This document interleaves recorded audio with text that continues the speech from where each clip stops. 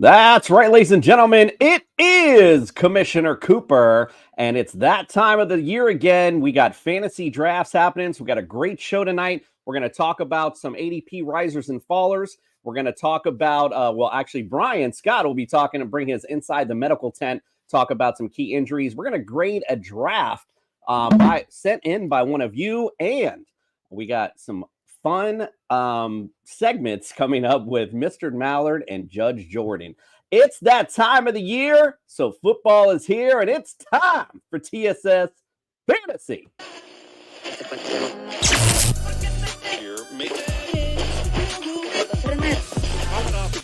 Yeah! Here we go! It's time for TSS Fantasy. It is Commissioner Cooper. I could do a whole 49ers show right now. Ready to rock out with my gavel out. Oh yeah, baby! Don't sleep on my Patriots, And we're ready for football. It's that Joe Burrow with his wrist. I'm curious. I find you guilty of all charges.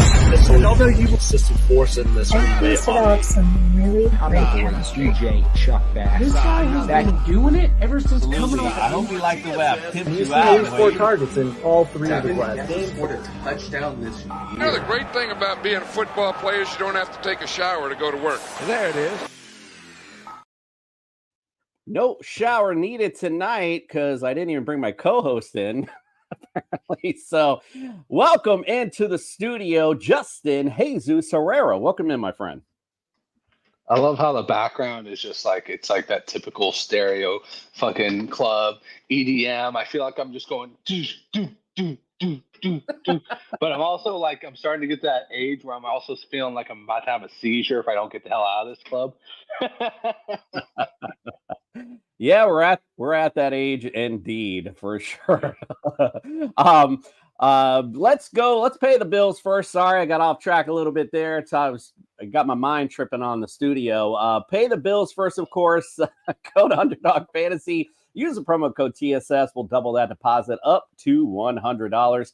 Also, if you're looking for some championship bling for your fantasy champion, look no further than Pro Am Belts. If you're watching on YouTube, hit the follow, hit the subscribe, hit the like, get a comment in.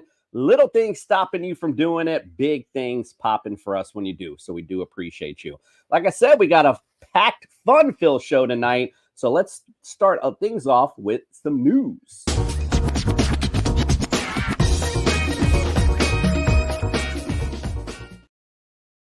So around the NFL we go with the news. How about Jahan Dotson traded to the Eagles of all crazy things?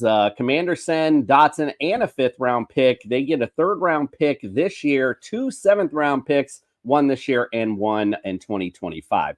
So, Justin, I guess the main question for you is Jahan Dotson. How does he fit with the Eagles? Where do you see him? Does he rise for you? Because we are going to talk about risers and fallers. Does that pull him up the ranks a little bit for you? How do you feel about Jahan?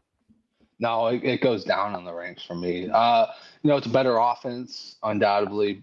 Quarterback pretty much does the same thing. But, it's weird when these guys get traded. It's weird to have him be so young, be on a team that's looking to move forward and be a 1st-round pick, and they're just so willing to give him and a 5th-round pick away. So it kind of, for me, it sounds the alarm that, hey, maybe this guy, he either wasn't a really good scheme fit, or maybe he's just not as good as we thought he was coming out. I know that as fantasy analysts, we can get all wrapped up in the whole idea of a 1st-round pick and not really look further than that. So, it kind of goes into that book where, like, now we got to see if this guy fits with the Eagles, because we've seen it. We've seen the redemption stories with a lot of players. They go somewhere else, something clicks, they're gone there, they're winning, they're feeling good about themselves, they're playing good, they're getting paid good. And then we've seen the opposite, where guys have totally, completely, fundamentally fallen off because they've been relegated to the back of the bus. They've been put on the back of the depth chart. And they're pretty much, they just can't find their way out of it confidence-wise. I'm personally not moving him up. I'm moving him down in my rankings because I know Philadelphia is going to be a place with a lot of volume, but I just don't think a lot of volumes may go into that slot receiver or whatever else he's going to be playing there. So I'm not really too happy with this one, especially being somebody who's, collected a lot of Jahan Dotson because I thought he was going to be somebody. Still could be. Keep your head up, Jahan. Yeah, it'd be interesting to see how he fits. I guess in the slot in this offense. Again, there's a lot of footballs to go around with Saquon. You got obviously AJ Brown. Let's not forget about Goddard, obviously as well, and Devonta Smith. So you got all these targets, for Jalen to go to this year, which is interesting for this Eagles offense in general. But yeah, for Jahan, I don't know. Like you said, he definitely I think goes a little farther down, I guess, in the books because you look at that Commanders offense and you're like, all right, we got Terry, Scary, but what else do we really got there? You know what I mean? We really don't know how much we got out of this Commanders offense, so it was interesting to see them trade him away. But yeah, he goes down a little bit because again, the targets. I mean, how many times can he throw the ball or even give the ball in that offense? So, all right, well, let's go to the other set of news. We'll stay in the Pennsylvania region. Talk about this Steelers QB battle that's heating up apparently between Russell Wilson and Justin Fields. We used to play that little fun transition with who would you rather. That's what we'll play here. I don't have it, but that's what the game will play here. Who would you rather in this offense, Justin Fields or Russell Wilson? And get you a little more excited about the skill players. I'd rather Justin Fields. I think that at this point, the only skill player that really would benefit from Russell Wilson, in my opinion, is probably Pat Freiermuth. At least with Justin Fields, you have this guy who's going to make plays with his legs. Yeah, he sometimes makes boneheaded plays, but at least he's got that athleticism still to him. Russ right now is like 33, 34. I don't know if he's absolutely cooked athletically, but he does not look like his physical peak. And, to be honest with you, Russ has never really been one of those guys for me that really shines in fantasy. He's always been kind of like that Aaron Rodgers where, yeah, as a player, really fucking good. As a fantasy football player, he might get you 220 and 2 touchdowns, and you might be facing Josh Allen or Anthony Richardson, and they could be throwing 2 interceptions and still have more fantasy points than that. So it's one of those things where I'd rather have the guy who's more athletically gifted at the lower price than the guy who's the presumed starter who could lose the job by like week 6, week 7, given how the Steelers are going. Yeah, when always that word of potential is brought up, especially in fantasy. And how could how can you not say the potential for Justin Fields could be skyrocket as far as fantasy is concerned? As far as Steelers offense concerned, that's one thing. But as far as fantasy goes, we've seen what Justin Fields can do once he gets going. So it'll be interesting to see who wins that battle, I guess. And if it is Russ, we'll see how far they go or how far he cooks, so to speak. So for the first time since John Elway, I mean, that's how long ago, the Denver Broncos are naming a rookie as their starting quarterback. So Bo Nix, now the starter in Denver for week 1. Question for you is, does that do anything for you? Give you any little something for any of these skill players like Cortland Sutton or Javonte Williams, anyone in that you're like, oh, okay, maybe, or is it just kind of what we said before with Jahan? Is it a downgrade? No, it really doesn't do anything for me with the skill players. But it really makes me intrigued by Bo Nix. Like, here's a guy who's going in that kind of Justin Fields range where you're kind of like, okay, so this dude he's well versatile. He's been around football all his life. His dad's a football coach. He's taken to Sean Payton. Sean Payton really likes this guy enough to obviously beat out the amazing talent he had back there of Zach Wilson and Jarrett Stidham to be his competition. But here's a guy who, for me, I think he could take away the touchdowns from Javonte Williams. He's a big guy, so they could easily do the QB sneaks, and he could easily get touchdowns that way. Cortland Sutton, for me, Cortland Sutton is kind of like that old horse. I mean, he's great. He's sturdy. You're like, oh yeah, great pick in the whatever the frick round. but is he really ever going to like surprise you like he did that for like that first or second season where he went off? No, he kind of underplays from that standpoint. So, could it mean more touchdowns for him? I don't know. I don't really care. I'm not going to take a shot on it. Javonte Williams is one of those guys I've been like backburnering. Like, sure, I'll take him as like my second, third running back if I'm going 0 RB all the way till the end. And then, the one guy I might take a little interest in is Greg Dulcich, just because he's got the talent. The problem is that Sean Payton loves his Saints. He literally loves the New Orleans Saints so much that he has made Denver the New Orleans Saints hub. And Adam Troutman is still on the fucking team. Get this guy off the team. Get him off the team. He's not helping you. So until they get him off the team, I think Greg Dulcich is still a steal because I think hopefully sanity will prevail and they'll get him on the field to make some plays. So you can get him at a really cheap ADP right now. But please, Sean, with those cuts, Adam Troutman, just get him off. Doing something right, bro. He's doing something right. He's that old reliable. He's that old reliable, as they say. Caden Brumball says, you don't know ball. You don't know ball, boy. Caden, step on up. Come on to the show, man. Let's go. All right. All right, let's go on to the last one. Zay Jones suspended for 5 games for domestic violence. I put in my show notes douche. I mean, but I didn't even read into it, to be honest with you. I just saw, oh my God, is this going on again? It's really sad too, because Zay Jones, man, he has you got potential. I mean, that's all I keep hearing. When I hear that name, Zay Jones, I mean, big body receiver, runs routes well, got good hands. Unfortunate this happened to him. Any thoughts on Zay Jones being suspended for 5 games? Obviously going down in your ADP. Oh yeah, I can't even find him on my ADP. So he's already down. Yeah, I mean, obviously scumbag move. You never want to hear about domestic violence cases in any sport, anything, and any type of, form of life. But, it kind of makes me think, I don't know when this case was, when it went down, but like, what's going to happen with the Rashee Rice thing? It just brings up all these things where I'm like, oh shit, what's going to happen with this one? I think Tyreek Hill got himself in like a little case too. And, there's definitely some question marks now that just popped in my head where I'm just like, oh, now I just remembered this guy had one. This guy had one. Seems like everybody seems to be falling victim to this. I'm just like, dude, you've got millions of dollars. What do you have to be angry about? Right. Agreed. Unfortunately, I don't know.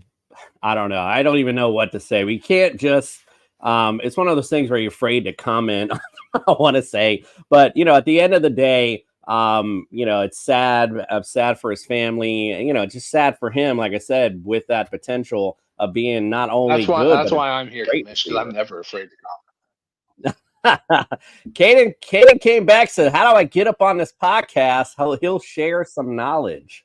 We'll definitely extend an invite. Let's get our on Twitter and reach out backstage. Yeah, go to our Twitter and shoot us a DM, my friend. That's easy.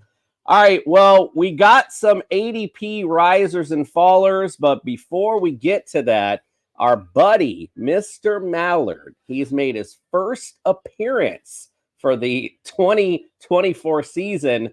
He's got a sophistication station for risers and fallers this year. Let's check it out.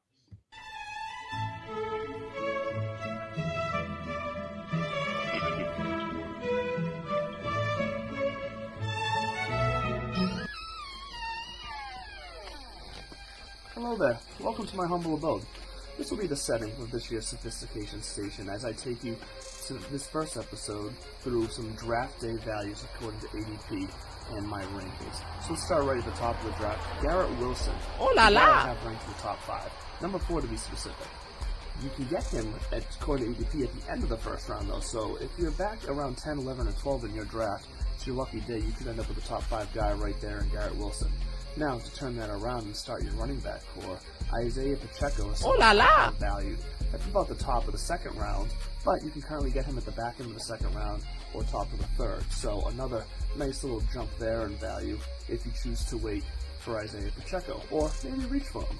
But if you're looking for someone with a lot of value, a little bit later in the draft, Chris Godwin is that I have valued at the top of the third round. You can get him all the way at the end of the sixth, start of the seventh round, according to most ADP guides right now. So, Chris Godwin is someone who's excited to be back playing mostly slot this year, where he thrived in a few seasons ago, and I expect big things, undervalued things, out of Chris Godwin this year. So, load up on those early receivers and running backs, and then round it out with a little bit of Chris Godwin. But, in the meantime, enjoy your drafts, everybody, and I'll see you next week. Stay classy. If he were to punch you in the face, you would have to fight off the strong urge to thank him. All right, well, let's get in. Thank you, Mr. Sophistication himself. At least he can do a video, but still late to the show. All right, let's talk about some ADP risers and fallers. I love it. I'll go to you first, my friend. Give me somebody. We're going to go with risers first. Give me somebody on your ADP list, or excuse me, and the normal ADP that you've noticed has risen, and someone you're now targeting. So do you want me to go by position, or do you just want me to throw? Well, however way you want to work it, brother. You just go with the flow, whatever you like. Oh, yeah. Okay. Of course. So I'll start with a pretty obvious one for me, and it's going to be Malik Neighbors. This is a guy who was probably in that like third, fourth round conversation. I could honestly say right now, I'd want to take him in the second round. He's got that superior athleticism. You see it on his tape in training camp. Everybody's like, oh, but you got to worry about Danny Dimes. I don't give a shit about Danny Dimes. I think that this guy is going to have a chance if that ball is thrown up every single time. And he is just that good. And, right now, the Giants need something to be excited about. They have, in my opinion, kind of one of the weaker divisions as far as defense goes. I know the Cowboys have proven something in the past, but they've also gotten older. I don't think that they were exactly what we thought they were as far as defensive back position goes. I think that a lot of that was luck, playing bad teams, yada, yada. The Redskins are just kind of getting back in the swing of things. And the Eagles have kind of been building up this secondary, but their secondary to me isn't too amazing. Slay has gotten a little bit older, and they've just been starting to draft some of these guys like Cooper DeJean. So for me, I look at this as the perfect time if Malik Neighbors wants to break out. And I don't think Danny Dimes is going to stop him. I think Danny Dimes is bad for his fantasy value, but I don't think he's going to be bad for Malik Neighbors' fantasy value. Because even if Malik Neighbors gets 12 of the 20 touchdowns from Danny Dimes, guess what? He just cashed in on the value for you. So I'm going to go with Neighbors. I'm glad you brought him up, actually, because, and not that I even set this up, because I even know who you're going to bring up, but I'm on the opposite end of you. I am on that Daniel Jones makes me afraid of him train. And not just because necessarily all the sloppy balls that'll be thrown his way, but it's more to me a question of volume of how many of those sloppy balls are going to be thrown his way. So that's to me like why he concerns me going into this season, to be honest. But there isn't, as you mentioned, I think you kind of hit the nail on the head, though, the reason to be excited about him for him, because what else do they have? So that's a good point on you to say, hey, look, the bottom line is they have nothing else. They need something to be excited about. They're going to feed him the rock. I hear you. It's just, again, how many of those sloppy balls are going to be unsloppy enough for get them. Also, you got to remember, even if they get blown out, they're going to be in these games at the end, and they're going to be playing loser ball. So he's going to get these passes. He's going to get single coverage. And he is so dominant of an athlete that single coverage against the majority of the league, he's going to win. So sure. You put him in a PPR situation. If he gets targeted like 12 to 13 times a game, tell me that's not money. Yeah, no, absolutely. No, of course. It's definitely what you want. Although I will say I've seen him go up really high in a lot of ADPs. That's where, to me, since we're on this ADP conversation, where I'm like, I don't know if I'm that high on him, but certainly if he slips a little bit, certainly wouldn't mind picking him up in a later round. One guy I wanted to bring up because I know going into we did our pre-summer rankings, which by the way, if you go to tssfantasy.com, we do have some newer rankings up, except for Justin. I'm sure his were coming soon. But in the beginning, I was very I just didn't feel Caleb Williams that much. I was just like, yeah, we'll see the Bears, whatever. But man, what I seen this preseason, boy, damn, he looks really good. So to me, if anyone's rising on my ADP, Caleb Williams, it might just be an obvious thing to say. But somebody that I was more thinking, yeah, I wouldn't even think about him.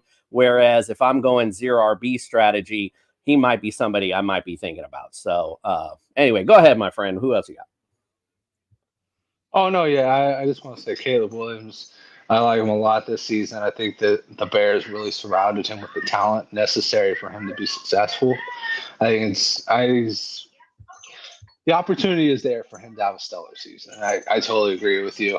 I would say that I am a little worried that the three-headed monster there is going to eat each other apart.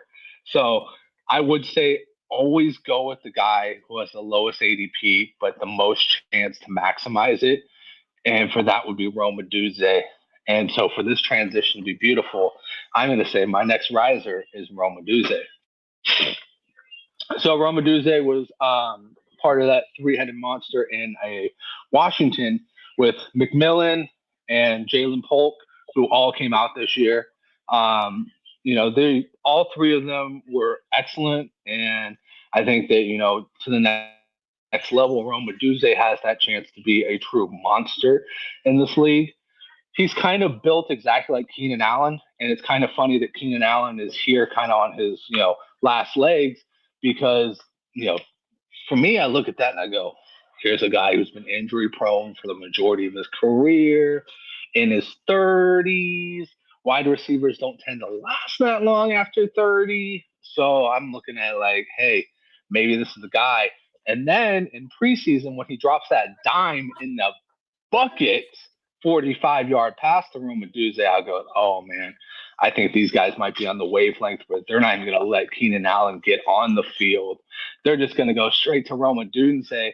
So I'm thinking Roma Duze is probably going to be a little bit of a slow starter, but I would not be surprised back into the season if we're not talking about this guy being a league winner.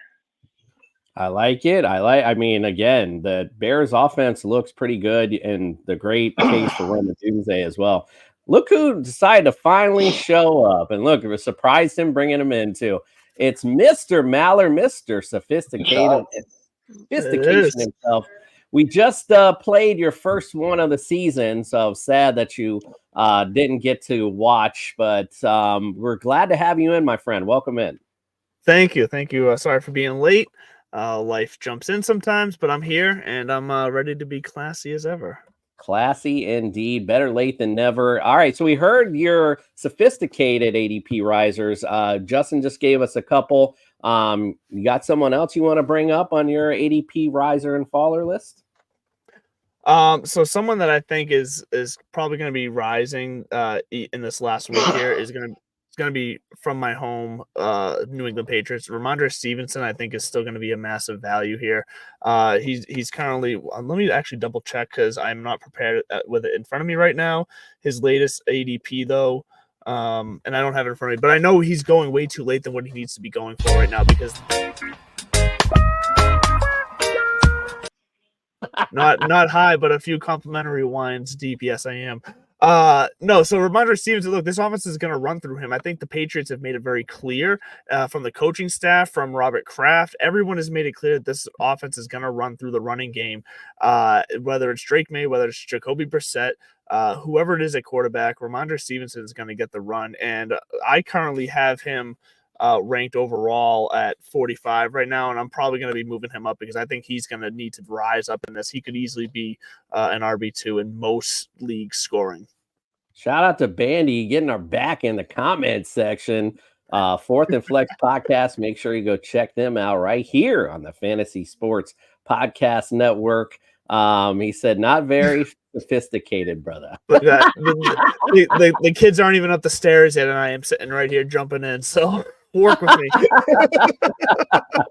Absolutely love it. All right, I'll bring up one guy that I do like as well, and I hate to say it, but he's from America's team, Of course. the Miami Dolphins.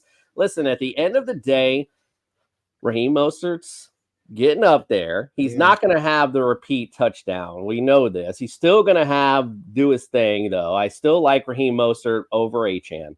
But, man, if you don't like what you see at a Jalen Wright who looks like damn Achane on steroids, you cray-cray. This guy looks like the real deal. So somebody rising in my ADP, obviously not somebody I'm going after early, but not a lot of people are going after Jalen Wright, and I got a feeling he's going to be one of those big-time pickups later in the season people are going to be talking about. So don't wait till then. Wait till your later rounds while everyone's slipping, and go for America's team, the Miami Dolphins, Jalen Wright. All right, Justin, what else you got? Jeez. Did I not get the message here that it's the suck my own team off fest over here? I'm waiting for the day that whatever the hell that stadium down in Miami is named nowadays sends him an invite to be just the voice over the stadium, because he does. I'll give it that. He does that fantastic now. It's almost like he's sold out or something. Sun Life. All right, Justin, who else you got? Go ahead and suck somebody off the night. The Hard Rock Stadium with Commissioner Cooper over the intercom saying, America's team. No, look, it sounds like it works. I'll give him that. No, I'll save the sucking off for later. I'm going to go with a guy that I think is probably primed for a really good season. And I think that we're kind of still a little too low on him. I know ADP does not reflect the latest craze on him. It's Jaden Daniels. Like, Jaden Daniels still on sleeper ADP is like 14, 16. I haven't counted it all up. But he's going after Caleb. And I'm looking at him. I'm like, this motherfucker could outscore Caleb this year pretty easily. Like, he has got that talent. Everybody is talking about his natural talent and leadership in Washington right now. Nobody ever thought Mariota was going to be the guy, but they didn't want to just straight up say, hey, Jaden, this is your team, just like they did with Caleb. Hey, Caleb, you got a nice little Lexus here with your first-round draft pick. But, I'll tell you what. I like what they did. They got Austin Eckler around him. They got Terry McLaurin. They got a deep ball threat with De'Ami Brown, even though I'm not huge De'Ami Brown. And then they got somebody who I think is going to be low-key a really talented and a nice dynasty piece, Luke McCaffrey. Because this motherfucker went from playing quarterback to playing wide receiver. He's taking handoffs right now because we all know that this system is known for handing off the ball to wide receivers in space and saying, go get it. Curtis Samuel. Yeah. So look, they didn't trade away Jahan Dotson for nothing. Agreed. There's no reason. Someone's going to step in there. As soon as he said it. Absolutely. Yeah, they're feeling. And don't let every analyst fool you in saying it's Olamide Zaccheaus. Olamide Zaccheaus is not getting that job. Get out of here. He might have a game one, but guess what?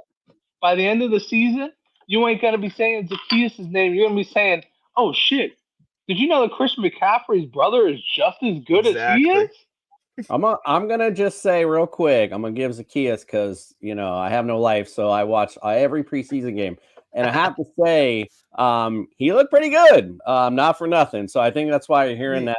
At least in the games I'm at their practices, but he looked pretty good in the games that I've watched. So just to give him a little plug in there. So all right, that's the thing with him. I'll say this: Olamide is a Mac Hollins of Atlanta Falcons players. Yes. He shows up every once in a while. Perfect. He's fast as shit. He's probably weird too. He probably has a foot thing too. And he balls out and everybody's like, oh shit, next big thing. Olamide Zaccheaus. And then guess what? Back to wherever you were from before. Back to the bench because it ain't worth a damn after. Old me, All right, if you see this podcast, I'm just kidding. You will know everything. Yeah, I have a feeling you're good on that. All right, so I don't want to keep our guest waiting. We got Brian Scott, and him and Andrew are going to do the inside the medical tent. Before we get to that, I'll just throw out some other names out there. Sam Darnold, obviously rising up with the injury to JJ McCarthy. Gus Edwards and JK, I can't even say that without coughing. Chargers running backs. It doesn't look like the rookie is going to be doing anything this year, so they might just be the guys. And just based on volume, we've heard Harbaugh wants to run the football, so just volume alone might make them decent pickups. I can't even say J.K. Dobbins' name in that same sentence, but I can't believe it.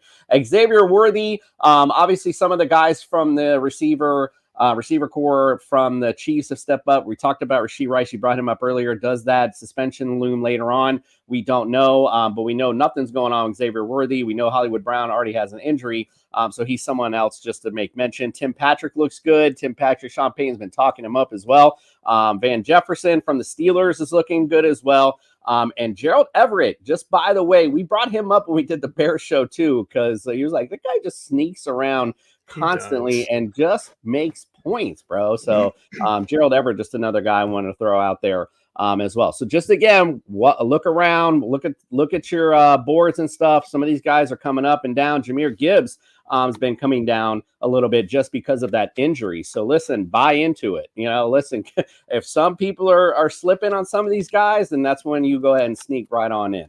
All right, I'm going to get myself out of here because we got inside the medical tent coming up with Brian Scott and Andrew LeDuc. Let's check it out. A.J. Dillon just went into the medical tent a moment ago.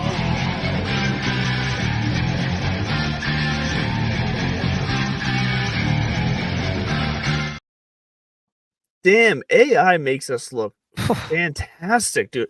I was saying to Jason, I said, I look like Colin Jost from SNL. It's just, maybe that's a dream, but whatever. That's what I see. I actually think the likeness is quite uncanny, actually. But you know what? The humor's right there too. I should be a star.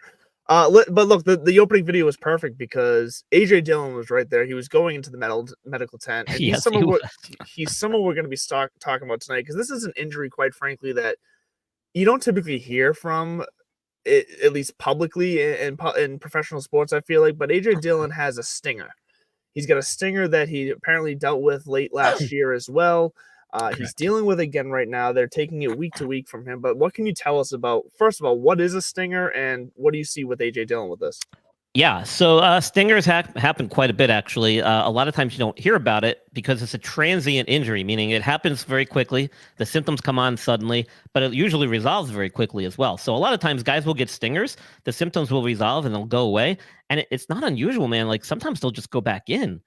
Even with these, unless they're really serious and the symptoms linger for several minutes, sometimes they'll take precautions and get the guys out. But basically what it is either a compression or traction of the nerves that exit out of your spine. Usually when it happens, it's because of an errant hit or where you compress the neck into the shoulder or stretch it this way. And that can cause the nerves to get irritated, injured, causing numbness, tingling. Basically, your arm kind of goes numb and almost gets paralyzed temporarily. The problem is when you have repetitive injuries like this, such as A.J. Dillon, who had this injury last season in Week 17 against the Vikings, then subsequently was sidelined for the regular season finale and their 2 playoff games. That becomes a problem because then you got to worry about repetitive injuries to the nerve, which could potentially cause long-term nerve injury or damage. And so that's a problem. And they're going to treat this very cautiously because they don't want that to happen, obviously. And something's wrong if a guy is having multiple stingers in a very short period of time, whether it's technique with tackling or taking hits, or it's potentially some type of lingering chronic injury to the nerve that has not had a chance to completely resolve. The good news is nerve injuries and nerves in general are one of the few things in our body that can regenerate and heal. So it is something that he can recover from. That he just needs time. And that's a lot of times what is not available. No, that's fair. And unfortunately for AJ Dillon, you would think it would be good that Aaron Jones left, but Josh Jacobs slides in, and Marshawn Lloyd also slides in. So I really don't love the situation for AJ Dillon if this is going to be something that lingers throughout the year.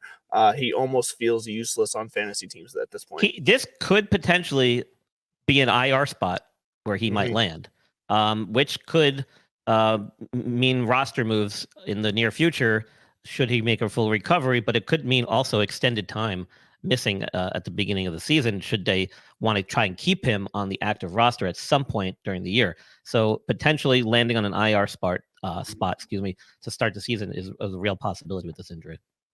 And that hurts. But let's get into the next guy here. Someone who seems to have been kind of a tight end darling for a lot of owners coming into this season. A lot of guys who are punting at the position and hoping to find some value late in Jelani Woods.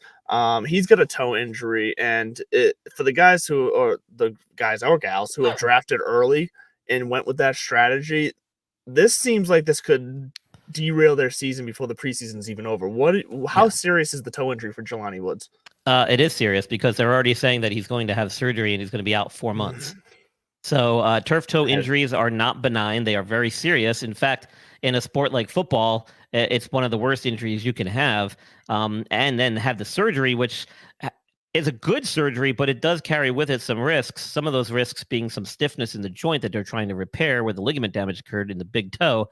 And as a result, you do lose some mobility there, which can affect your agility on the field once you come back. Case in point, this is essentially the type of injury that essentially ended Deion Sanders' career and led to a lot of issues for him after football, as we know, which has been well documented. So it's not a minor injury. The surgery is definitely significant, and it's at least a 4-month recovery.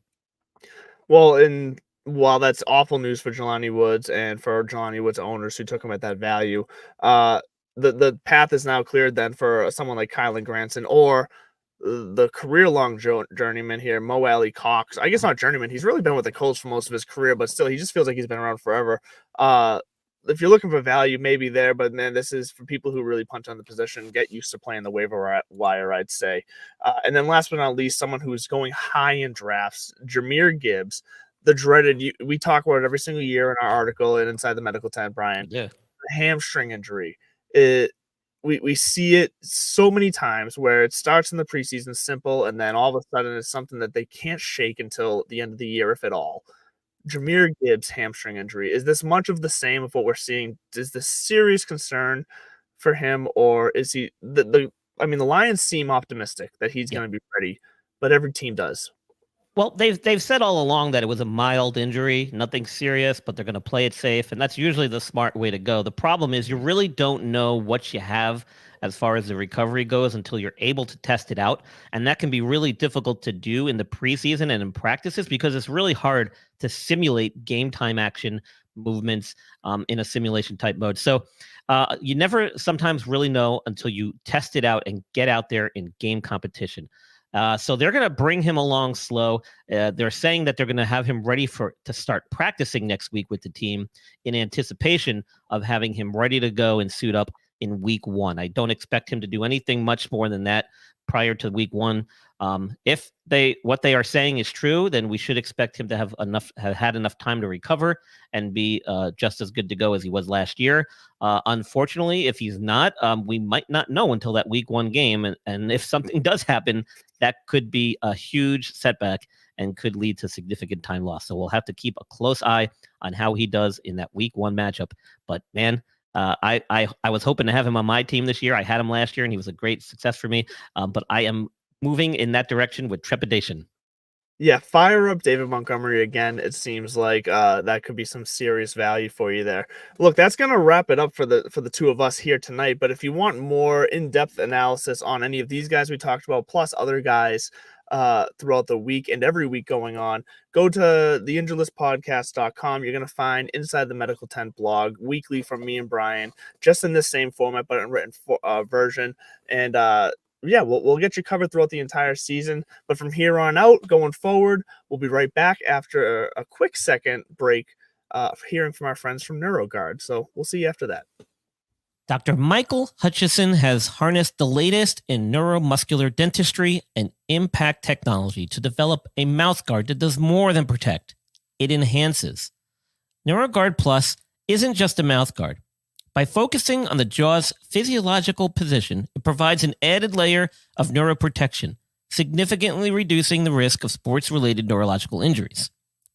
All athletes should be using a custom mouthguard designed to their bite position. NeuroGuard Plus was created as a means to maintain your physiological jaw position regardless of your bite. The appliance is designed to optimize your upper-lower jaw relationship to improve your strength, your balance, your oxygen intake, and drastically lower your chance of a concussion. Independent studies have shown that the NeuroGuard Plus will provide you with improvement to both upper and lower body strength. The same improvements were not present with a common mouthguard. Over 6,500 athletes have used the NeuroGuard Plus. Dr. Hutchison is happy to say that the amount of diagnosed concussions is 0.2%. The NeuroGuard Plus offers athletes, coaches, and parents an advantage to keep their players safe on the field. If you or your child actively participates in athletics, they need to be protected from the dangers of repetitive head trauma. Get your NeuroGuard Plus mouthguard today. Click on the link and use code ILP Sports for 10% discount on your purchase. All right. Thanks for that for NeuroGuard. All right. Well, we got some commenters like they're just here for this damn grade. And they're like, get ready to get this grade going. All right. Let's do some draft strategy.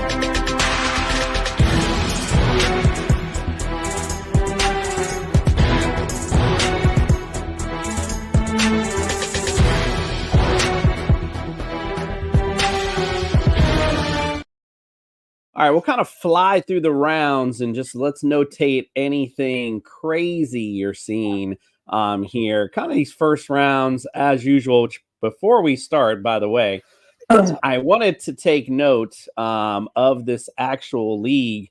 The name of it is the TKASG. It's To Kill a Silly Goose.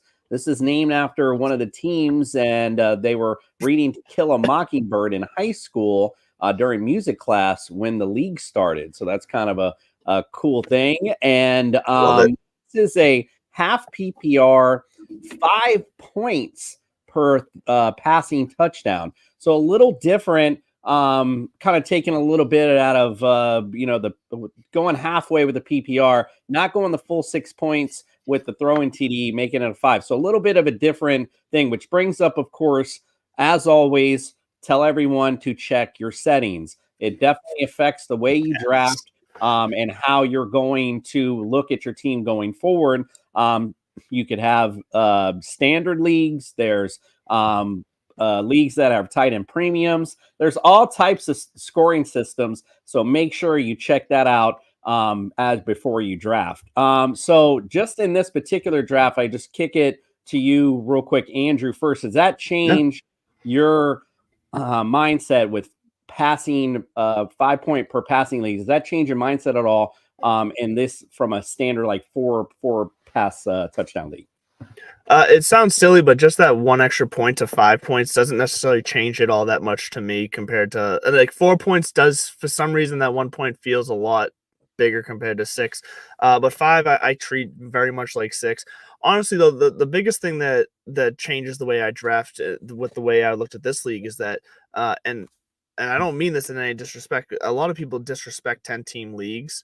This is a 10-team league, and I have no problem with that because the way I look at that is that just opens up the drafting strategy for some really high-end teams, and I love that. It's a lot of fun. And for instance, some of the things I look at with a 10-team league is I don't have to worry as much about a quarterback. I don't have to worry as much about a tight end because the value is going to be there pretty much towards the end of the draft. And for example, I want to quickly look here. Kirk Cousins in this draft went in round 16. That's a bona fide starter for fantasy football teams in most formats. But because it's a single quarterback league, a 10-team league, this round 16 to get Kirk Cousins is fantastic. To be able to sit back and take all your other skill positions, it changes the way you draft. That's what I weigh that much more heavily than 5 points for a touchdown compared to 6 or 4. 100%. Yeah, and again, depending upon not just the point settings, but now is it 3 receivers? Is it 2 flex? Is it super flex? Those are all things you need to weigh in as well. So again, main point of this discussion is when you're going to your fantasy drafts, make sure you check your settings. That is the main point of what I wanted to bring up. I don't know how many times I've done it before. Well, I'll go in thinking, oh, just a regular, and I'll start seeing these quarterbacks going off the board. I'm like, wait, oh, it's a super flex. Oh no, and it's just so check your screwed settings. me my first year in Scott Fishbowl because I was not prepared for Right, the agreed. scoring settings. Right, and bringing up Scott Fishbowl, here we got this tight end premium and the return kicks, return kick points, and it's like, okay, now I'm like in a total other different mindset now, where I'm looking at players that I normally wouldn't look at, maybe a little bit later on. Like, I brought up from America's team, Malik Washington, who's been returning every Dolphins kick. So just somebody you might want to grab later on. All right, let's go through the rounds right quick. I mean, again, pretty standard the way the first round went. Nothing crazy I see here. Again, I really like Bijan this year. I really like Breece Hall this year. And how can you not like Christian McCaffrey? I mean, all these people. It's just great. What are you going to say? And again, 10-man league. So we're going to see things that, hey, that guy is going. So I was so anything here that took note of in round 2 or? So the one thing I take note of in round 1 actually is the slight fall of Justin Jefferson. Now I don't exactly know when they did this draft as far as, well, I guess it says this is August 18th. So I guess that was after the JJ McCarthy news. So I actually would have expected Justin Jefferson to drop a little bit more than that. So that's still a bit high for me, but I'm not surprised to see a fall of Justin Jefferson based off of the JJ McCarthy news, because it's not just JJ McCarthy being gone. It's the fact that you got Sam Darnold as quarterback now. We know what Sam Darnold is, but with TJ Hawkinson also very much a question mark to see when he's going to play this year, and Jordan Addison dealing with the things that he's dealing with off the field, there's really no other options. It's going to make defenses' life very easy to target Justin Jefferson. I don't necessarily feel comfortable at this point spending a first-round pick on Justin Jefferson, but I mean, when you have the like I said, a 10-team league, when you have the flexibility to really stack some skill, I don't mind taking him at the end of a first round in this situation. Yeah, I'm definitely a little gun shy on Justin Jefferson, so I feel you in that respect. Anything here, Justin? We'll go to you since you're back. Anything around 2 that's crazy to you? No, everything for the first couple rounds seemed to be, as advertised. I don't have a complaint about any of these picks. If you forced me to, if you told me Justin complain about one of these picks, it would be Kyron Williams, just because I just don't like this uncertainty around Blake Corum. Blake Corum's been getting the Sean McVay treatment of fluffing his nuts pretty much and saying, oh, he's so great. He's great. Everything's great around here. It's great. It's great. And it kind of makes me worry that once Kyron goes down, Blake will take the job. But other than that, I have no problem with it. It's tough. He had such a great year last year. So, just a tough way to look at it. I was going to say, can we just throw that comment up by Matt real fast? I'm assuming he's one of the guys in this league, and I just love the trash talk. Bring it on. Like, bring all the trash talk to your teammates. I love it. That's my favorite part of he doesn't think he hates the Polish hammer pick. So we're going to get into those great. We're going to grade these teams in a minute. We'll look at them in an overall view. We won't spend too much time here on the rack because, again, and again, with a 10-man league, again, not going to see nothing too crazy, I guess. Joe Mixon, I guess in round 3 might be a little high for me, I guess. Yeah, so again, I don't want to go too crazy into the rounds itself. Let's just get down to the last few bits of rounds so we can really just talk about how it ended up falling out here. Well, let's move back a little bit. Round 12, we could see Cortland Sutton. I mean, that's a good value, I think, all the way here. I got Austin Eckler, Tyler Algier. What do you think, Andrew? Anything crazy in the deep round here? Dalton Schultz, getting him at tight end down here. So I think at this point he was the he was like maybe like the 7th or 8th tight end. It looks actually maybe even later than that. I see 1, 2, 3, 4, 5, 6, 7. He was like the 9th or 10th tight end taken at this point, Dalton Schultz in round 12. So like I love that because no matter how many weapons they have in that offense, Dalton Schultz is going to be their red zone target. Like Stephon Diggs is never really like a red zone type of guy. Dalton Schultz will be. So I love that value right there, especially if you waited for tight end, whoever took Dalton Schultz in round 12. I like that value there. All right. Well, as we were talking, Andrew had some shit talk here.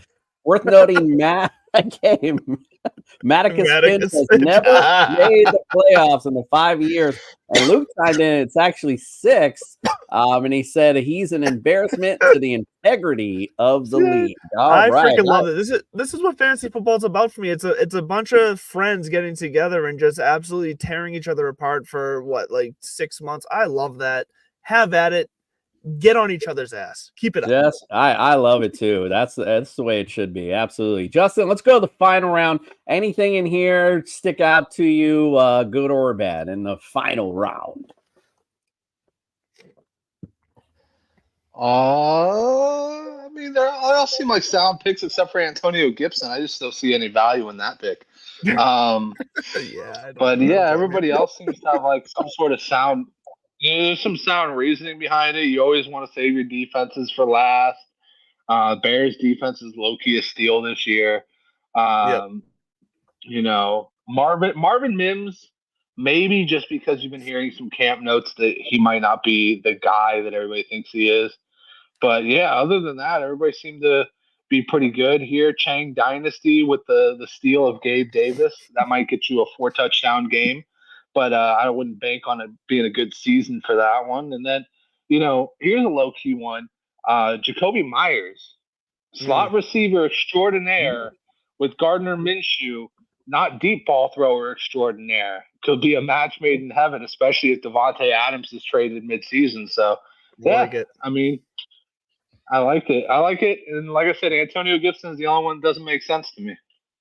Yeah, well, go ahead. No. I was saying maybe you two can correct me too. Just one other thing I noticed back in round 14 too. Now I haven't played with kickers in a couple of years in my home league and other leagues I have, but when did Justin Tucker not become like just the unanimous number 1 kicker taken? Because in this league he was number 4. And that stood out to me. It's silly, it's simple, but that stood out to me that Justin Tucker just wasn't the unanimous number 1 kicker taken. Yeah, that is the norm. So I agree. Go ahead. Yeah, go ahead. No, I'll throw go this ahead. little caveat at you. I think that a lot of people have picked up on the fact Justin Tucker, he's still the bee's knees, but like for a real scoring kicker, you want to get more field goals than extra points, right? Sure. And the Ravens get a ton of extra points because Lamar Jackson, he's super efficient with the ball. He's either running in. Now he's got weapons on the outside with Zay Flowers, Rashad Bateman, Derrick Henry. They're obviously going to be scoring a lot of touchdowns. My only thing that would be, maybe you want to get somebody who the team scores a lot of points, but they also score a lot of field goals. You know what I mean? Like, so that's my only thing. Also, Harrison Buckner did just become like the highest paid kicker. So maybe there's some little stuff there, but yeah, I agree with you. That's a different story though. That has nothing to do with football. Let's be honest. Okay, there we go. He said Philly Goose's team is absolutely terrible. Blew so many picks. And also, BFR kickers don't matter. Why are we talking about kickers? All right. Yeah, you know, it's a fair point. I won't even continue saying what I was going to say then because I don't disagree with that. So, okay. Don't disagree at all. All right. Before we get to the grades, I know you guys are excited about the grades. We're going to get to them right next. Before we get to them, what did he say? He knows a lot of balls. This is fantasy football at its finest. I fucking love it. I absolutely gotta love it. All right, before we get to the grades, we gotta head to the court. We got Judge Jordan is back, and he's got some fantasy advice for those drafting this week. Let's check it out. My opinion's the only one that counts.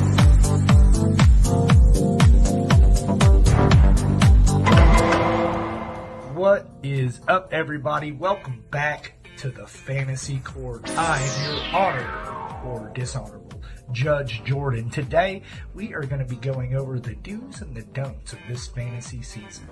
Don't number 1, don't be a whiny little bitch. Leave Brittany alone! We don't care who took your quarterback, and we definitely don't want to hear how long this slow draft is taking. When we're ready to hear a grown man cry, we'll tune into an Aaron Rodgers press conference. To be locked in as well. I'm not done yet. Thank you. Yeah. Do, however, talk all your shit. When you take somebody else's player, you let the entire room know that you are there. Fantasy football is 80% mental, 40% physical, and you're running your own version of America's team.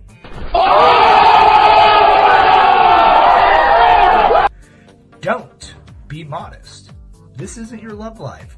There are sexy singles in your area just waiting for you to lay down that pig. My name is Bobby Betronic. I'm going to start getting back on dating girls. I got a lot to offer. Get in there. Get the sexy ones. Do be polite to your host and your wait staffs. They didn't ask to take care of you and 12 of your sweatiest friends. Make sure you tip those people good. Don't draft distracted. Your wife can wait. Those kids are fine. The only work you're doing tonight is in that war room, champ. The only distraction should be flagging down the previously mentioned waitress to top off that beer. And lastly, do your research. On second thought, screw that research. Just make sure you tune in to TSS Fantasy all season long. We've got you covered. And remember, kids, don't travel about when your gavel is out. This court is adjourned. You're playing dumb, or it's not an act. All right. Thank you. Thank you, George. We still got some trash talking going on. You got to love it. It says, Caden's lucky his mother's a Can we just get to the last comment? Hold on, he says, completely agree on Silly Goose's take, Caden. True ball. This is the best one right here. Like I said, since the Bears went to the league, only reason he's still in it because of his great-looking female family members. Atticus Finch, my friend. All right, let's put the grades out. That's what they've been waiting for. Let's pull up. And again, I was lazy with the graphics, so I like to thank our friend for just putting this in his notes and letting me just put it on there for you. All right, so here's look, getting a little lazy in my old age. Let's talk about these teams. All right, let's go to the Russ Lords first. We'll just go from left to right, you know, how we would read a paper. Russ Lords first. I got him as a strong RB room. Like some of the RBs that he had. I'm not in love with the receivers, though. Just, of course, I love Waddle. But Zay Flowers, George Pickens, Calvin, a lot of unknowns, I think, with that receiving core for me. Obviously, the tight end is beautiful. And, you know, you got Murray, but that's it. So, again, I don't know if everything was listed in here, but that to me is a little scary going into the season. So I gave this team a B-. What'd you think of the Russ Lords, Andrew? So I was actually going to give him a B+ because I actually do like I'm a little bit higher on the wide receivers than you are. To get Marquise Brown as late as they did, I think. Now I know he's dealing with some injuries and some stuff, but if he's even good for half the season in that offense, I'm cool with that. So I like this team. I think, especially from the first position, I would give this a B+. I like this team. Justin, what do you say?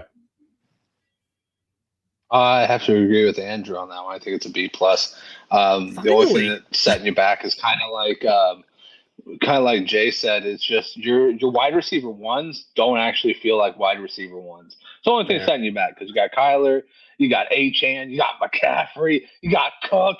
What? You got Singletary. What? Yeah, I like this team. All right, let's go to the aforementioned Polish Hammers. We'll talk. This one was brought up earlier. I like the RB room right away. I mean, Jonathan Taylor, Josh Jacobs, Zamir White, got some decent RBs, good depth at QB. I'm not, they kind of feel almost in the same tier. Love, of course, is in everyone's skyrocketed tier, which I don't believe, but I think, him and Cousins are about the same. Good receiving core. I like that as well. Good and very good tight end. Also as well. So I'm going to actually go A- on the Polish Hammers. What do you think, Andrew? I'm gonna go B. I like this team just a little bit less than the first team, and only because I think there's just more question marks with this team. There's a lot of potential on this team, but it's a lot of questionable potential. I love the value of a quarterback between Love and Cousins, especially with getting Cousins in the 16th round. I absolutely love the quarterback room on this team. But there is a lot of question marks and a lot of crowded offenses for a lot of the skilled guys on this team. So I'm going to give it a very conservative B. All right. Justin, what say you? Oh, this is an A+, baby. I love this fucking team. This is obviously a guy who's won the championship once or twice before. I mean, look at this fucking team, though. You got You Jordan like the name? Love. Are you Polish or something? Jordan Love. Shit, dude. Maybe. I don't know. I got this brown skin color from somewhere. Jonathan Taylor, Josh Jacobs. Ooh-wee. Then Puka Nacua and Nico. Then you throw Deebo Samuel with his situation. Christian Watson. JSN. Ooh. This is a team that I would draft right here. This is a goddamn A+ team right here. They have never won. He said they have the worst team. Wait, it's good. This team. Hey, you are Caden backing a ball. bad owner here, Justin. Yeah, Caden knows ball over there. He knows ball now. Be careful now. He knows ball. God. All right, let's go to the Omaha Irishman. Obviously got a strong starting QB or whatever about his backup. That sorry ass team.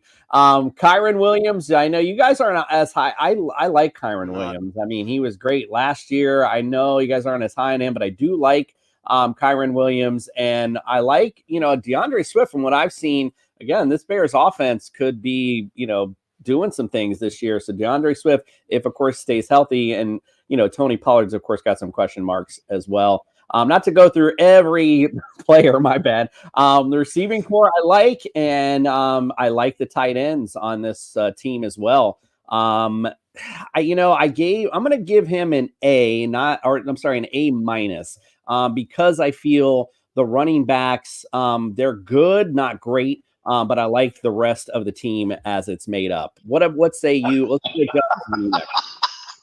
Who'd you say? He said I've been close. All right, Justin, what do you think of the Omaha Irishman? I'd probably give it a C+ right now, just because CeeDee Lamb is, he's not even close to a deal with Dallas. Then you got to kind of fall back on, what position else is like really strong. What other position's really strong? Sure, you got Lamar Jackson, but that doesn't really do you too much like justice when you're going for passing. But Kyron Williams, DeAndre Swift, it's a huge gap between Kyron Williams and DeAndre Swift. Yeah. And Tony Pollard, Ty Chandler, it seems like he tries to save the running back room. And then, I do like his receivers, and he has America's tight end on his team. So, C+ I think is generous, but I think it's right. Ooh, what say you, Andrew? I'm boring. I also was thinking C+ with this team. I think it's got some decent shots in the dark here, but I don't think there's enough high-end talent on this team, especially for a 10-team league, to be able to compete with the other teams. So boring as it is, I agree with Justin with a C+. So you're on an island on your own. Again? Jason, you're on your own with your A- grade, but I was fucking sync tonight, man. I was generally being nice to all the participants. It must mean I'm going to win this year. Let's go, baby. Let's go to Team Falk You Up, which we know is by Joey Falk because he's in the comments right now. And he was talking trash on the Irishman team here as well. It said he'd be an auto pick. But, listen, love the QBs. I love Joe Burrow's, potential this year. And obviously, I love America's team quarterback. It's funny to me. I keep hearing people talking down about Tua, but on the same breath, they're talking up Tyreek and Jalen Waddle. Well, who the fuck is throwing them the ball, dumbass? So anyway, I'm definitely good on Tua this year. Running back core, that's where this team is significantly, I think, hurting. I think, Saquon obviously could have a great season, But what are we expecting about Alvin Kamara? I don't know what we're expecting out of Najee either, and that's it on this roster. So in a 10-man league, I feel like really lacking depth at the running back position. Receivers, great. Absolutely love it all day, and love the tight ends as well. So I'm just going to go with this one. I'm going to go B+, but it's because of the lack of depth at the running back position. Andrew, what say you? So I agree with you, but I am going to give it an A because I do like a lot of these guys a little bit more than you do. I do feel the same way about the running back, though, and that's the thing. I'm trying to look real fast to see where. So they got Jamison Williams in the 11th round. I forget which direction this was going in, but I think instead of Jamison Williams there, I would have preferred a Jerome Ford or a Rico Dowdle in that situation, just given the state of this running back room. So that's the only thing, but I do like this team overall. I'll give it an A. You're going to agree with me again, Justin? I see you laughing behind your hand. Falk it up might as well be the Minnesota Vikings, says Luke, because of how mediocre they are historically. All right, Justin, what say you? Straight up, I'm laughing because all these freaking comments. I just see them coming in. I'm just like, oh man, there's another one. There's another one. They've been. I love this. This is the most hype I've felt on a podcast in a long ass time. I love it. We can do this every week. Don't worry. Yes, you are. You're taking it home this year, Caden. Yes, you are. Go for it. Yeah. Honestly, Duke, I do agree with you. I think it is an A. Jesus. I think that this is a very strong build. And I think considering he got Kamara and Harris and Saquon, 3 guys that are going to produce for you as a receiver as well as a rusher, that's phenomenal. And then if he needs to go get another running back, he's got plenty of wide receivers to disperse. You know, he can trade Devontae Adams when Devontae Adams inevitably ends up a Jet. And he'll be like, oh, well, now he's going to be valuable. Now you can give me Jonathan Taylor. Yeah, here we go. I don't know why I just channeled Dak there for a second. Here we go. Yeah, there you go. But, right. But honestly, this is a team that, you know, all the way up and down, it looks great. He's got good options at quarterback. He's got great options at tight end. His wide receiver room is stacked, and his running backs, he had the right strategy for running backs. Man, this is bad for business. Me and you agreeing all the time today, Justin. This is bad for business, bro. You want to get on a draft together? You want to co-manage a team? We might have to. So many comments, so little time. All right, let's go to the griddle on, or gross a griddle, the griddle on backwards. Got it in the griddle. This must be Caden's team since he knows ball. Anthony Richardson at QB. And again, I don't know if he doesn't have a backup, that is a lot of risk. I will say for sure.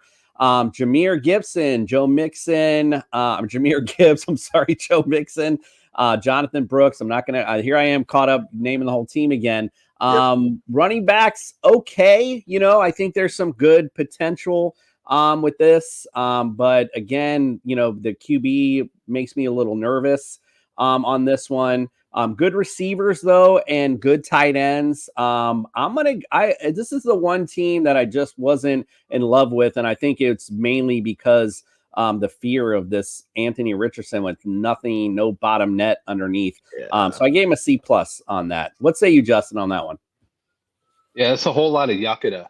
I like Jameer Gibbs. I think Anthony Richardson has potential. Jake Ferguson, good on you. Everything else, tie it all together. Come on. Jonathan Brooks, you need to have more than freaking Joe Mixon, Aaron Jones, 2 guys that are prone to go on injuries, to freaking sub out for your guy who's on an injury lean right now, who's literally out for the first 4 games.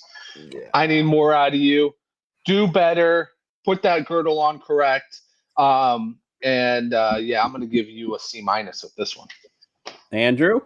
Yeah, so this is a D+ for me. For all the reasons you guys just said, this feels like someone in the comments mentioned someone taking the best available. This feels like that team.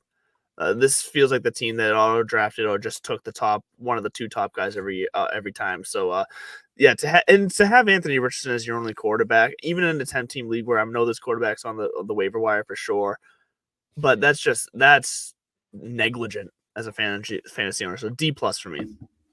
Matt says there's a reason the girdle is on backwards. Yes, I mean we all agree on this one. Must like the way it feels. I say we haven't gone through the rest. We're getting there, but this by far to me is the worst out of the group. All right, Matt, you're up.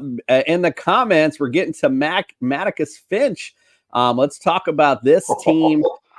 Again, good QB, but no depth there. So again, that's concerning. We know Dak's had some injury issues, but Dak is always good in fantasy and always a good, he's that guy that's, you can get a little later on and ends up being a good value for you. So, love Dak as a fantasy QB. Just, again, the no depth issue is a concern. Good running backs, here. I like Derrick Henry. Talked about Ramondre, Tajay Spirit potential.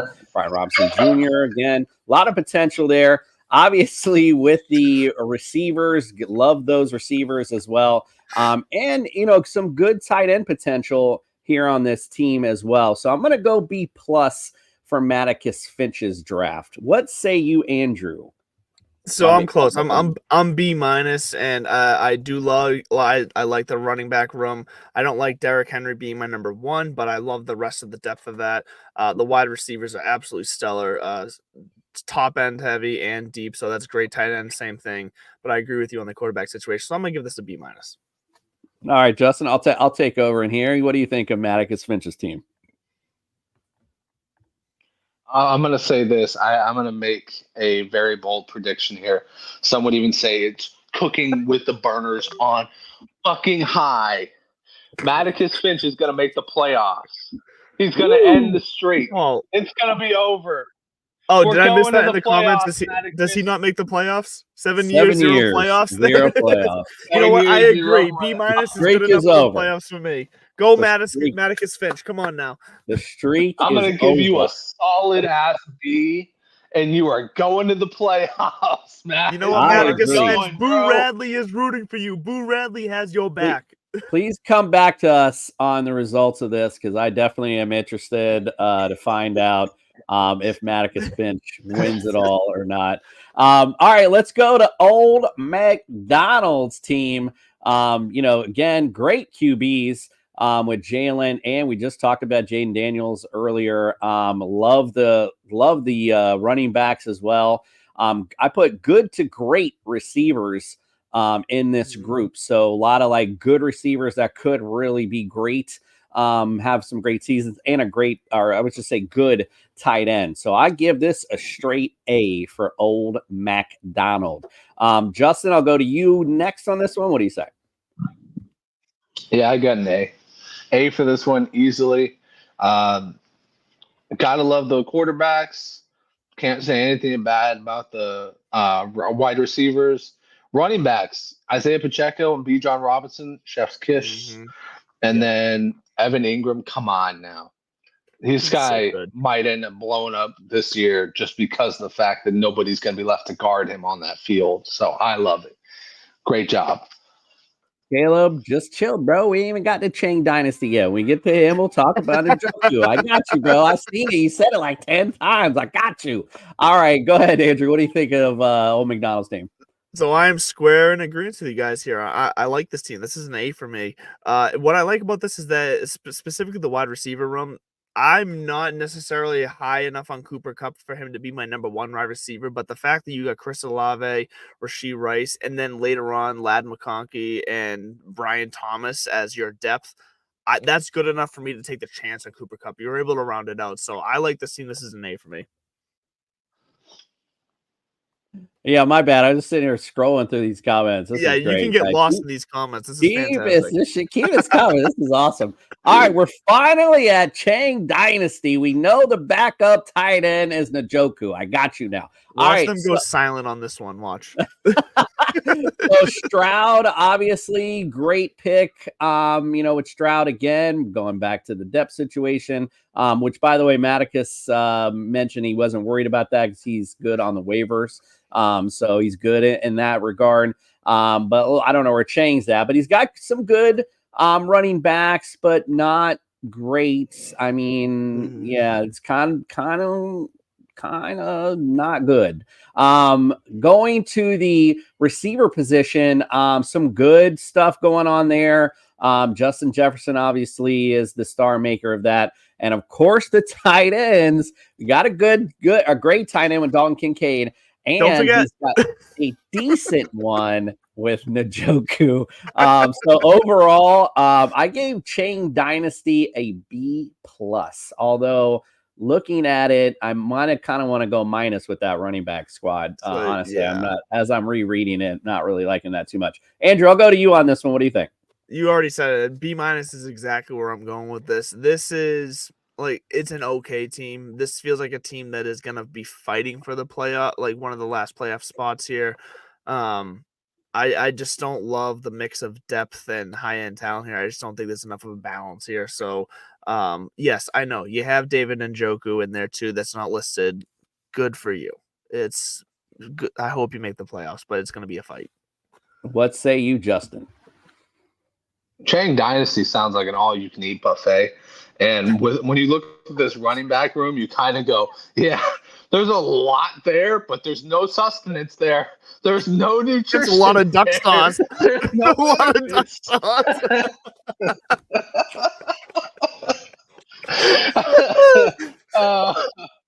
I mean, I love the Justin Jefferson, the Garrett Wilson, but my God, my friend, you get a C for this one. I mean, that was just atrocious. Come on now. It's been 306 days since Chang A Dynasty's last loss. I'm here, so I won't get fined. I'm saying. All right, let's go to. I guess week 1 can't get here fast enough. All right, let's go to the silly gooses, you silly goose. And looking at this particular team, great QB, again, worrying about the depth, though, without anything to protect our boy Josh Allen, who, by the way, is just always number one up at the top, or at least top 3, top 5. So it's a great choice at QB. Breece Hall, ETN, some good starting running backs, but then the depth's a little shaky. Some good receivers. I put good / could potential, so some good greats in there. Obviously a very solid tight end group with Sam Laporta and when TJ Hawkinson gets back as well. So I'm going to give Silly Gooses a B+ on this one. Let's go to Justin first on this one. I got to say, the placement of Marvin Mims there is just terrible. Because after Marvin Mims, I was like, okay, I don't got to see any more of the receivers. Now I was like, all right, I go scroll down the tight ends. I was like, T. Higgins, Chris Godwin. Oh, this isn't too bad at all. Yeah, he's a deep-ass wide receiver room. Yeah, it's pretty fucking, it's pretty lit in that wide receiver room. Could have picked up another running back instead of Mims. Yeah, that's it, right? Put Jerry Jeudy back too. Get somebody new. Get somebody better in there. Yeah, I like this team. I think it's a B+. I mean, you got Breece Hall, Travis Etienne, Zeke might be okay for like 6 touchdowns, and then Chase Brown. That's a guy I'm really drafting a lot of right now. He is somebody who could be really special in this league. And then, of course, you went for the last 2 tight ends drafted by the Lions, TJ Hawkinson, Sam Laporta. You guys know TJ Hawkinson isn't supposed to be showing up for I think the first 4 to 6 weeks. Yeah, I guess it's scary. That's what I'm saying. It's a big reason why I'm down on Justin Jefferson. I just think there's going to be no other options in that offense. Yeah, it's tough. Caleb enjoyed a lot of options, not a lot of substance. Oh, God. All right. I give this team a B-, and mainly because given the state of the Buffalo Bills and the injuries so far this year, how dare you not back Josh Allen up with anybody else? I think you are playing with fire with that, because that man is the type of man who's going to put the team on his back and try to do it all, and he's going to get himself hurt. He's going to run his head into the ground somewhere at some point because he's got no one to throw to currently because they're all injured. He's got James Cook, great, but he's going to feel the pressure, and I'm worried about what that Buffalo Bills looks like this year. I'm worried Josh Allen's going to have an injury year. And that's a weird thing to base your fantasy off of, but I just feel an injury coming for Allen this year.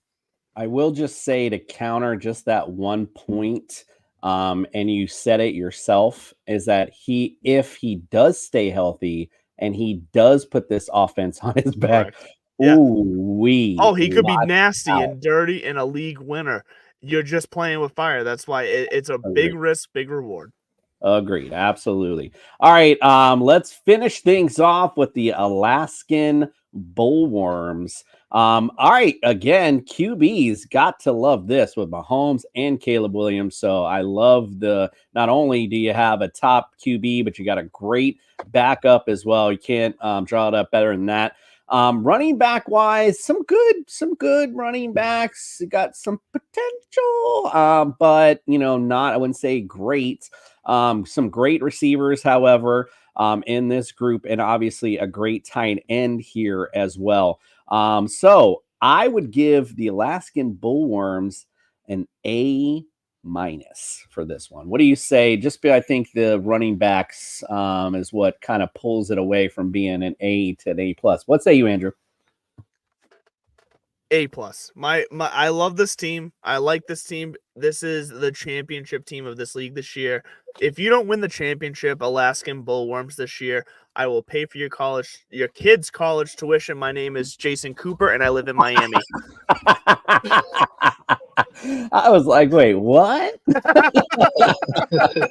College tuition on this team? No, but to be fair, I'm obviously being hyperbole here. I do like this team, though. I legitimately give this team an A+. I think it's deep enough and high enough talent on all aspects that, yeah, sure, the running backs can be suspect, but the depth that they have at running back here, I think, also has the potential to jump to the high end of to be a running back 1 or running back 2. So out of all the teams on this board, this is the one I give an A+ to. Man, I know you're not talking shit about our grading system when we put you in the playoffs, bro. Like, come on, bro. We're talking trash now. All right, Justin, let's wrap it up. What do you say about the Alaskan Bullworms? All right, I got a question to the peanut gallery out there, and I want an answer. Oh, so God, please here reply. we go. Does Alaskan Bullworms, and raise your hand, sir, were you a guy who liked sloppy seconds in high school? Because I look at this running back group, and I'm just like, God damn. That is everybody's RB2 on every team. This guy, come on, he now. shows up only to talk shit. Caden only shows up to talk shit.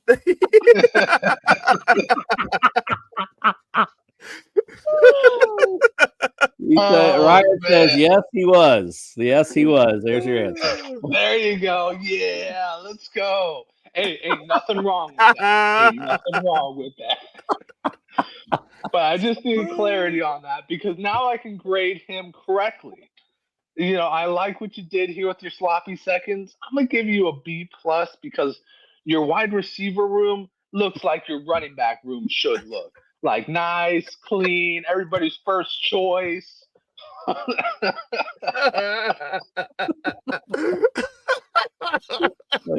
He said they call him Big Sloppy.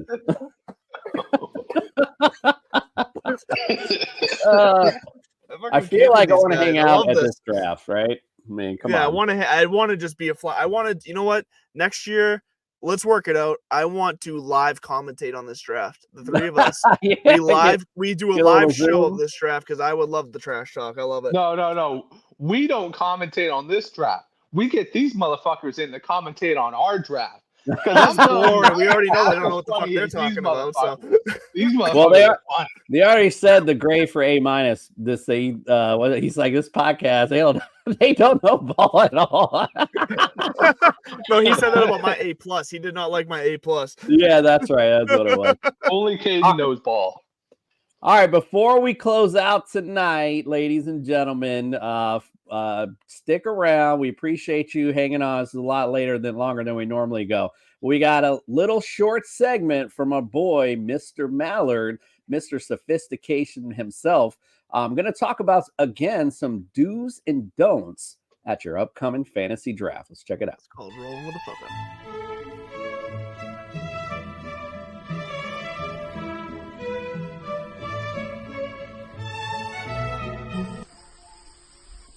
Welcome back. let's talk how to make your draft classy and how to act in a classy behavior when you're at your friend's house for a draft. Can't you morons do anything right? So let's start here. Remember, you are a guest. You are maybe even the host, but still there's other people around. This is not just you in your home, in your underwear, drafting on your computer, where, let's be honest, you can do whatever you want to do. But let's start here. If you have already gotten a plate of wings at the draft and other people have not eaten yet because it's only, I don't know, maybe the third pick, the first round, and they're still waiting to make their pick before they get their food, don't be that guy who goes up for another plate already. Be calm, be patient. Let's sit and let other people eat as well. Oh, okay. Also, if you're the person who likes to get absolutely hammered on your draft day, hey, it's all fun. In my opinion, you're just making it easier for me to beat you. But if you're that person, I have news for you. The bathtub, it's not a bed. It's not a guest room. Stay out of the bathtub. Let's not make the host clean up another room when they have to. Oh, not again!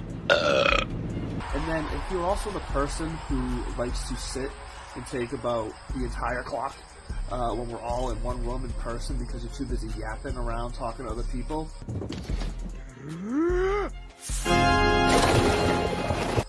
I'm not at the draft in person to sit there for you to auto-draft when you're 2 feet away from your computer. Get up, make your pick, and then go socialize a little bit. But when you hear that ding ding ding ding, or whatever app you use and the notification sound does, get your ass back to your seat and make your pick. There's a few ways that we can stay classy, guys, but enjoy your drafts and you're looking good. He is the life of parties he has never attended. Mr. Sophistication indeed. All right, we got a few more comments before we let out because I just wanted to shout our boys out. Appreciate you guys for being in. There was I don't know how far out that I went, but Caleb actually gave us our first star, so I gave him a shout out. Yes, thank you, bro. Like, we hanging that up on the wall. That's our first star. Thank you, Caleb. I didn't even know stars existed on YouTube, so I didn't know either. Caleb. It's $1.99. All right, we're gonna split that up 3 ways. I feel like that old Disney cartoon when they split the bean up. That's kind of like where we're at right now. Guys, we can almost split 2 Arnold Palmers. Fantastic. Matt said they love our input live next year. And we got some Brian next year. They are here, so we appreciate you guys. It was a lot of fun. Thank you, Joey. We appreciate you guys. TSS Fantasy is our podcast, so make sure you check it out. Go to our website, of course, tssfantasy.com. We have all of our great and latest and greatest lineup as well. Matt, appreciate you. Caleb, again, appreciate you guys for being in here tonight. Again, next week, we'll be back. We're going to do our prediction show, and we're also going to break down the Thursday night game also, and we're going to have some fun surprises, of course, along the way. So make sure you come check us out next Friday. And then the following Friday, we'll be back to our regular scheduled program. Every Friday, we'll do the Friday night breakdown here on TSS. We'll break down every game, give you our takes on those. And, of course, we got some fun segments in there as well. And then on Sundays, you'll want to wake up with us every morning, 8 a.m. Get your butt up early. We're going to get your lineup set. We're going to have some betting lineups. We're going to do some picks. We're going to have all kind of stuff. So make sure you stick and stay with us. We appreciate you guys. Thank you all for coming in tonight. And we are out.